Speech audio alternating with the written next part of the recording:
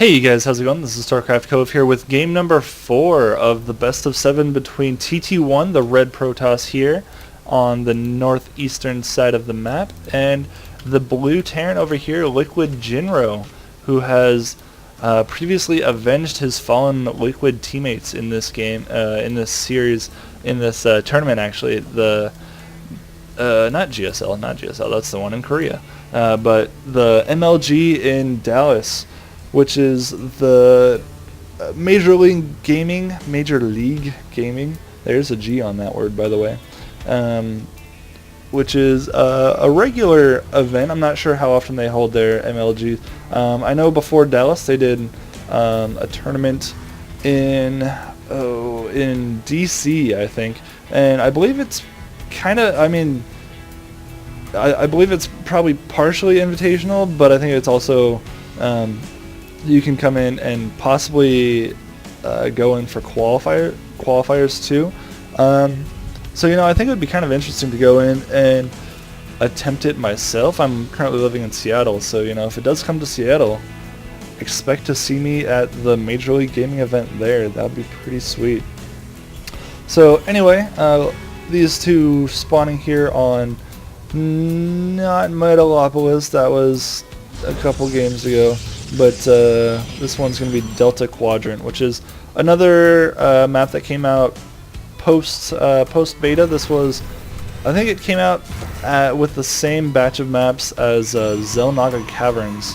So this is another pretty. I do actually enjoy this map quite a bit. I think it's got a lot of Zerg potential since it does have these two fairly easy expansions. This first one here, and also if you want to, there's also the possibility of actually taking this one as your natural, your first expansion. If as Zerg, it's kind of hard with getting Zerglings to take this destructible debris down fast enough to get it as your natural expansion, but it's always a possibility. Terran can use this area for a Thor drop or any sort of drop really. So that's definitely an effective cliff right there for Terrans to be able to use. Protoss can't quite use it as effectively, but yeah, you really got to watch for those Terran drops on that one. So in like a ZVT or a PVT, it's not always the best idea to try to take that one as your first expansion, but both of these are fairly easy to secure anyway. And then after that, there's also a high yield with some more destructible debris down here, and that's mirrored on this side of the map. So I would say that with these positions, it is going to be a little bit favored for TT1, and the reason for that is simply because TT1 is going to have his first two expansions away from the Terran player's base, away from Jinro's base, because this one's going to be on the opposite side of Jinro's base, or on the opposite side of TT1's base. So if Jinro does want to try to drop this, he's going to have to take the long way around going down here. If you're looking on the minimap, going to have to do that arc down here to drop on this cliff or just in the back here. And then also this his natural expansion is also a bit away from it. And we do see a Reaper coming in from Liquid Jinro. We haven't seen a Reaper from him yet, I believe, in this series. So all of these Stalkers are going to be moving away, but does get spotted. The Reaper does get spotted by that Stalker, so the Reaper's going to have to get out of there. He's down to 20 out of 50 hit points, so you're going to have to just hang out there for a bit. Meanwhile, looks like a poor little Marine dude died right here. Gonna need these reinforcements from the Terran. Oh, that Marauder getting just barely sniped from the Stalkers there. Nice play from TT1. Meanwhile, oh, that's a little bit overkill. Jinro taking off quite a few workers just to try to fend off those units even more. So just leaving one Zealot here, he could get pretty easily sniped, but just leaving the one Zealot there just to check to make sure he's acting like a Zergling, I guess. Camping right outside the enemy's base to make sure, to let you know when they're moving out with their main force. So meanwhile, we do have a third and fourth gateway coming down off of one base for TT1. Pretty standard play here, kind of going for the 4 gate, and it's a little bit of a delayed 4 gate, but he's also getting his natural expansion secured at the same time.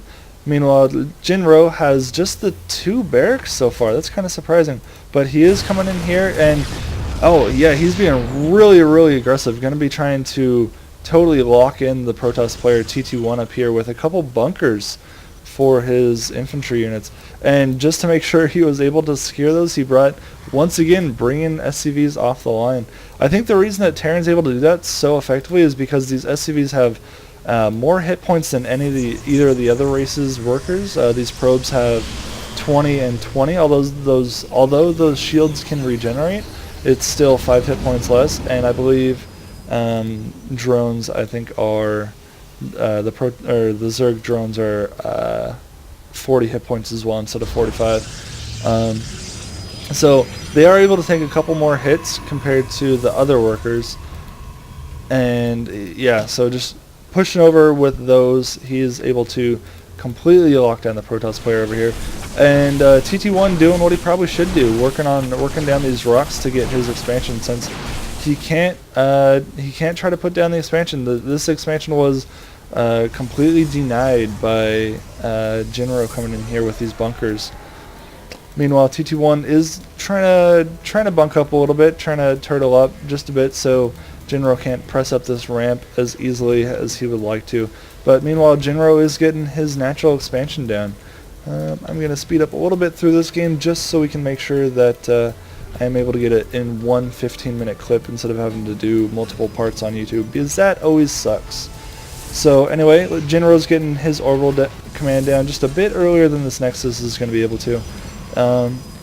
Just seeing a bit more macro, seeing that the orbital command finishing from Jinro, and he also just got a starport down. Going to be training up a medevac from there to support his ground forces. Have not seen a starport with a tech lab yet, so we haven't been seeing, and he's actually not going to be flying his factory over the Protoss base this time. That's kind of surprising. We've seen him do that every single game so far in this series, but so for some reason Jinro is going to be throwing down a supply depot all the way over here. That's definitely interesting. But there's the factory. Never mind, guys, I was just kidding. Of course the factory is going to be flown over TT1's base. We couldn't have a Jinro versus TT1 match without that little touch right there. This observer going to be flying over here since there is no missile turret or scan to detect this observer flying around over here. These bunkers still just hanging out with their forces, and oh man, the Reaper. The Reaper has been here forever. Man, how long has that Reaper been there? I'm kind of curious. I gotta back up. So the Reaper, who has apparently just been hanging out over here, still has no kills. Let's see if he can do it. Come on. Come on. Come on. Oh no. No, screwed up. No kills. If we turn on the health bars. Oh no, so close. He almost had that probe kill. Oh, that's kind of sucky. Oh well, too bad for him. So, anyway, wow, I'm getting hungry. Apparently 2 cans of Mountain Dew on an empty stomach isn't such a good idea. Oh man, look at the factory is almost there. Oh, it's just hanging out though. Factory is going to be hanging out here in space in the DeltaQuadrant. This is kind of like a mining facility / asteroid. That's kind of cool. But look at Jinro coming in here with the drop, trying to snipe the... Oh, grab that guy.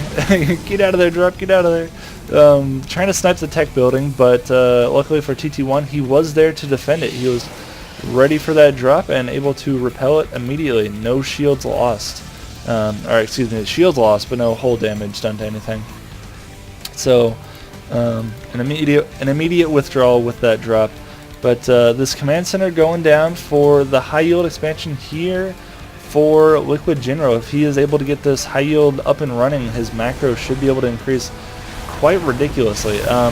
These Vikings now coming in, he realizes that he's going to need some Vikings to come out to counteract these Colossus like we've seen in the previous games. And look at them, they're so cool. I've always loved this model for the... let's see, I don't know how to do that. Let's see, we can follow them. That's pretty cool. Yeah, that's a really bad view of that though. Let's follow this one instead. That's a little bit closer. Alright, anyway, now we actually have some action going down here, but those bunkers are going to be able to repel them once again. This bunker going down to about half health, and this Colossus is going to be able to snipe that out without much trouble. Going to be losing a Marauder there and losing some hit points on the rest of those Marines, but not too much damage done. If we look at the units lost, it's fairly even. Nothing too surprising. We do have a drop back here, and these. Let's see. It looks like those probes were really confusing the crap out of those stalkers. They couldn't really get down the ramp. But anyway, we do have the command center down here. These destructible rocks are not. It's going to be kind of hard to be able to destroy those destructible rocks with all of his forces here at the front, still worrying about this contain on the front of TTOne's base. Throwing down a scan just to see exactly what TTOne has for his army composition now, and if we look at the army tab, once again TTOne has just his supply is definitely quite a bit higher than Liquid. Oh, what? I don't know if maybe that was intentional just so he could charge down the ramp, but he just took out his own photon cannon. Probably not. Oh no, interesting play here from TTOne. These Vikings though definitely going to be able to snipe out these Colossus, but once again, like we saw in the match on the Zelnaga Caverns, these Stalkers are going to be able to come through and landing the Vikings here down to just the one Viking now because they are so fragile on the ground with no other supporting troops. We do still have two Marauders in here, but they are all just going to be melted away by these. I should stop saying melted away too much. I say that too much. I'm trying to be a better caster. I'm trying to. I promise you guys. I'm really trying to. Anyway, Liquid Jinro now has his orbital command up and moving over to take the high yield expansion. I'm kind of surprised that he's not. Well, I guess he was. He still needed to move the orbital command to take this, so it makes sense that he didn't take the planetary fortress. Choose to go for the planetary fortress instead, but still kind of surprising that he would take a high yield without going for the planetary fortress instead. So Liquid Jinro is going to be throwing down these two bunkers to try to protect his expansion now that he did lose the contain on TT1's base over here. And TT1 going to be taking his second natural expansion now. Still has a pretty sizable force, but they are really a lot closer in the supply differential now. They're just about even in the supply count, and once again, Liquid Jinro is still producing those, still producing the Vikings to be able to take out those Colossus, and these Marauders and Marines are really pretty effective against this the stalker heavy force that TT1 has over here. It's just a matter of getting rid of those Colossus before all your Marines melt. I did it again. I'm sorry, you guys. But yeah, this supply is really just starting to even out pretty incredibly, because the income from this high yield, yeah, is really shooting up. Liquid Jinro has definitely given him the income edge with the high yield minerals over here. We have an empty bunker over here, which is going to be scouted by this probe. So TT1's going to be moving in here to possibly make a move on this high yield expansion, but he's kind of doing the fake out, going for the natural expansion instead, and going to be blocking this off with all those force fields, but not really blocking off that much like he wanted to, because the Marauders could still shoot away at those. Bring off all of the SUVs, but yeah, those Marauders behind the force field could still shoot away at the Zealots and the Sentries that were still within firing range. And now, oh man, Liquid Jinro are going to be in a very strong position here, being able to push back on this aggressive attack from TT1. And there it goes. There's the GG. That high yield expansion kicking in for Liquid Jinro really gave him the edge. Was able to macro much more effectively with that income coming down.